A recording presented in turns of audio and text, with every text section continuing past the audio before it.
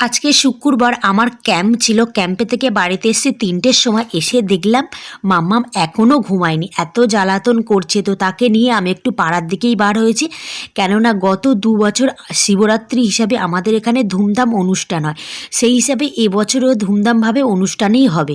আর সকাল থেকে গান চলছে, তার জন্যই মাম্মামকে টোটাল বাড়িতে রাখাই যাচ্ছে না, ও ওখানেই যাবে আর ওখান থেকে আনতেও পারছি না। সকালবেলা অরিন্দম নিয়ে গেছে, এবার বলছে মাম্মাম তোমার সঙ্গে যাব।